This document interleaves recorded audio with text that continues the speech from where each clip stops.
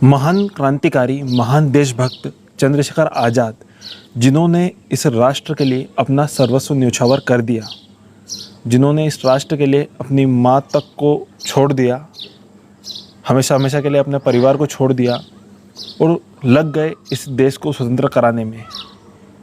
पर क्या आप जानते हैं कि स्वतंत्रता के पश्चात उनकी जो परिवार था उनकी क्या स्थिति थी? हालांकि उनके पिताजी की मृत्यु तो पहले ही हो चुकी थी और उनके भाई भी कुछ समय पहले ही गुजरे थे। इस स्थिति में उनकी माँ अकेली थी। तो चंद्रशेखर आज़ाद के बलिदान के पश्चात उनकी माँ की क्या स्थिति थी, अगर आप ये जानेंगे तो आपकी आंखें नम हो जाएगी। देखिए, अगर आप सच्चे देशभक्त हैं तो मेरा आपसे विनम्र अनुरोध है कि इस वीडियो को आप अंत तक देखिए। नमस्कार दोस्तों, मैं हूं अर्जुन सिंह ठाकुर। आप देख रहे हैं भारतवर्ष।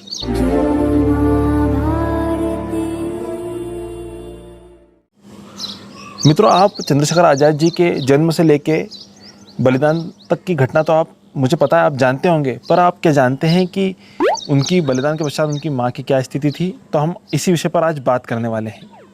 मित्रों, आपको पता होगा कि जो चंद्रशेखर आज़ाद है, उन्होंने अधिकतर जो फरारी का समय काटा था वे काटा था बुंदेलखंड में। लगभग 6 वर्ष का उन्होंने फरारी का समय काटा था बुंदेलखंड में और अधिकतर वे ओरछा, झांसी में रहे थे।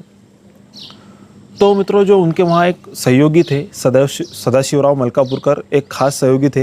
वे कई बार चंद्रशेखर आज़ाद जी के साथ भाभरा गांव आए थे, उनकी माताजी से भी मिले थे, उनके पिताजी से भी मिले थे। तो मित्रों, जैसे ही अब हम बात करते हैं उनके बलिदान के पश्चात की। तो मित्रों, जब चंद्रशेखर आज़ाद जी के बलिदान की जो सूचना है उनकी माताजी को मिली तो उन्हें काफ़ी दुख हुआ। और मित्रों, उस समय वे जो उनका जीवन व्यतीत कर रही थी, काफ़ी निर्धनता में वे अपना जीवन व्यतीत कर रही थी। वे वहाँ से कुछ लकड़ियाँ वगैरह बीनकर, गोबर वगैरह उठाकर, उसे बेचकर ज्वार बाजरा खरीदती थी और उसका घोल बनाकर वे खाती थी। तो इस प्रकार वे अपना जीवन व्यतीत कर रही थी। तो उनके बलिदान के पश्चात जो सदाशिवराव मलकापुरकर थे, उन्होंने सोचा कि क्यों ना एक बार हम उनकी माताजी से मिल के आए, चंद्रशेखर आज़ाद जी की माताजी से। तो वे मिलने आए और मित्रों, जब उन्होंने देखा कि एक महान देशभक्त की माता इस प्रकार से जीवन व्यतीत कर रही थी तो उनके हृदय को बहुत दुख पहुंचा कि यार ये कैसी स्थिति है एक स्वतंत्र भारत में, जो जिस भारत को स्वतंत्र कराने के लिए उनके पुत्र ने अपना जीवन बलिदान कर दिया, घर बार सब छोड़ दिया, उनकी माताजी की इस प्रकार की स्थिति स्वतंत्र भारत में। तो उन्होंने कहा कि माताजी आप हमारे साथ चलिए। पर उस स्वाभिमानी माँ ने ऐसी स्थिति होने के बाद भी मना कर दिया कि नहीं, मैं आपके साथ नहीं आ सकती। परंतु सदाशिवराव जी ने उन्हें एक वचन का वास्ता दिया कि हमने चंद्रशेखर आज़ाद को एक वचन दिया था कि अगर आप बलिदान होते हैं या कुछ भी ऐसी घटना घटती है तो हम आपकी माताजी की देखभाल करेंगे। तो इस वचन के वास्ते वे सदाशिवराव जी के साथ आने को तैयार हो जाती है और वे उन्हें झांसी लेकर आ जाते हैं। परंतु जो सदाशिवराव जी होते हैं वे भी अत्यंत गरीब होते हैं। तो इस स्थिति में उनकी रहने की व्यवस्था उन्हीं के एक सहयोगी भगवान दास माहौर के यहाँ कर देते हैं। समय बीतता जाता है और जो भगवान दास माहौर रहते हैं और सदाशिव जी रहते हैं, वे उनकी देखभाल अपनी माता के समान ही करते हैं और उन्हें तीर्थ स्थान वगैरह सब दूर ले जाते हैं। और उनकी जब मृत्यु हो जाती है तो जो उनका अंतिम संस्कार करते हैं अपनी माता के समान ही करते हैं। और मित्रों, सदाशिवराव मलकापुरकर और जो अन्य देशभक्त थे चंद्रशेखर आज़ाद के सहयोगी और झांसी की जनता सोचती है कि क्यों ना हम एक पीठ का निर्माण करें, उनकी माताजी की स्मृति में हम एक पीठ का निर्माण करें।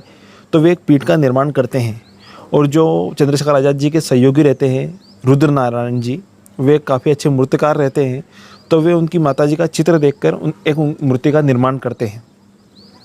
पर मित्रों, परंतु जो एक तत्कालीन सरकार रहती है, जो समय गोविंद वल्लभ पंत वहाँ के तत्कालीन सीएम रहते हैं, तो वहाँ की जो तत्कालीन सरकार रहती है उसे वह अवैध घोषित कर देती है कि भाई ये आप जो निर्माण कर रहे हैं ये अवैध है। और उसे बोल देते हैं कि अगर आपने यहाँ पे अवैध निर्माण करा तो हम आप पे उचित कार्रवाई करेंगे। परंतु मित्रों, झांसी की जनता कहाँ मानने वाली थी? उन्हें तो मूर्ति स्थापित करनी थी, पर और वे नहीं मानते। वे तो मूर्ति स्थापित करने के लिए तैयार हो जाते हैं। तो अपने निर्णय की धज्जियां उड़ती देख तत्कालीन सरकार वहाँ पर लाठीचार्ज का हुक्म देती है कि अगर ये मूर्ति स्थापित होती है तो हमें यहाँ लाठीचार्ज करना है। और जो सदाशिवराव जी मलकापुरकर रहते हैं उन्हें तो गोली मारने तक का आदेश दे दिया जाता है।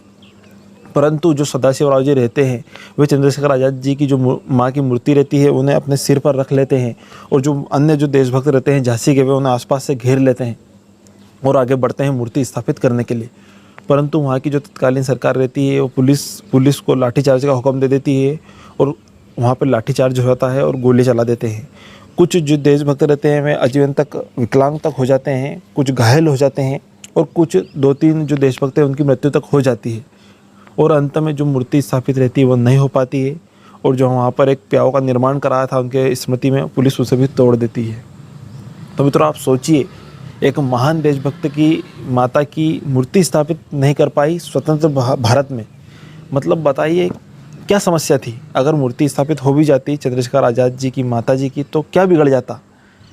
तो मित्रों जब ये घटना मैंने पढ़ी तो मेरे हृदय को बहुत दुख पहुंचा, तो मैंने सोचा क्यों ना आपके साथ इस घटना को मैं शेयर करूं। मतलब दोस्तों हम जो 26 जनवरी 15 अगस्त पे चंद्रशेखर आज़ाद जी को याद करते हैं या अन्य देशभक्तों को याद करते हैं तो मुझे लगता है कि हम केवल एक ढोंग करते हैं। जो ये ऑफिसों में उनकी जो फ़ोटो लगे रहते हैं, उनके चित्र लगे रहते हैं, वो धूल खाते रहते हैं और हम केवल जो उनकी जयंतियाँ पुण्यतिथियाँ आती उन्हीं पे उनको याद कर लेते हैं और बस। और सोचिए मित्रों, मतलब स्वतंत्र भारत में उनकी माताजी की मूर्ति स्थापित नहीं हो पाई और अगर मूर्ति जिन्होंने देशभक्तों ने लगाना चाहिए उन पर लाठीचार्ज हुआ, उन पर डंडे बरसाए गए, उन्हें गोली मारी गई, तो बताइए मतलब कैसी क्या स्थिति। तो मित्रों मतलब और इस प्रकार की घटना को हमारी किताबों वगैरह में कहीं नहीं मिलेगी आपको। तो मैंने सोचा कि यह घटना आप सभी को बताना ज़रूरी है, तो मैंने यह वीडियो बनाया। तो मित्रों आपको यह घटना कैसी लगी, मतलब आप इस विषय में जानते थे या नहीं जानते थे। अगर आपको भी दर्द हुआ इस घटना को जानकर तो आप कमेंट के माध्यम से अपने विचार प्रस्तुत करें और इस वीडियो को अधिक से अधिक शेयर करें। इसी प्रकार की घटनाएं जो हमारे देशभक्तों से जुड़ी है मैं आपके समक्ष लाता रहूँगा, तो बने रहिए मेरे साथ। और यदि मित्र आपने मेरा चैनल सब्सक्राइब नहीं किया है तो इसे सब्सक्राइब कर ले। धन्यवाद। भारत माता की जय। इंकलाब जिंदाबाद।